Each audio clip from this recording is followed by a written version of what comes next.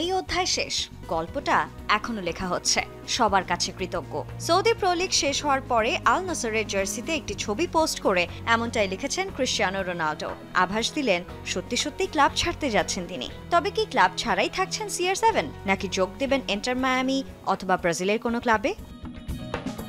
65% পর্যন্ত বিদ্যুৎ সাশ্রয়ী হাইসেন্স এসি। হাইসেন্স।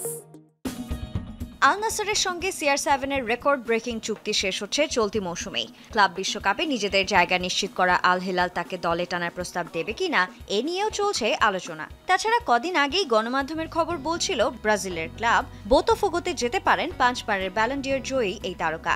আবার আইশো স্পিডে গিয়ে মেসির সঙ্গে রোনাল্ডোর একসাথে খেলা নিয়ে কথা বলেন ফিফা সভাপতি জিয়ান্নি ইনফান্টিনো। তবে পর্তুগিজ এই তারকা নিজে কোথায় যাবেন তার খোলাসা করেননি তিনি। রোনাল্ডোর মতো লিওনেল মেসির চুক্তিও শেষ হচ্ছে 2025 সালেই, যদিও আলোচনা চলছে চুক্তি বাড়ানোর বিষয়ে। কিন্তু মেসি যদি এখানে না থাকতে চান তাহলে কোথায় যাবেন তিনি?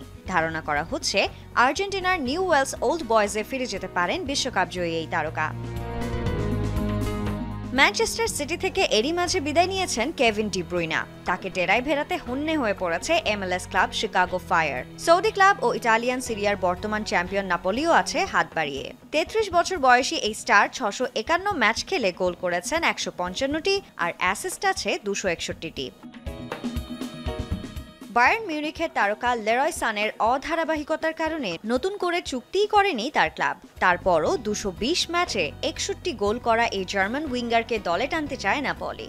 অপরদিকে আর্সেনাল ও লিভারপুলও চোখ রেখেছে সানের উপর। এই ফুটবলারদের পাশাপাশি ফ্রি এজেন্ট হওয়ার তালিকায় আছেন লিভারপুলের ট্রেন্ট আলেকজান্ডার আর্নল্ড। তবে তিনি শীঘ্রই যোগ দিচ্ছেন মিউনিখে। সানজানা আইভি, যমুনা স্পোর্টস।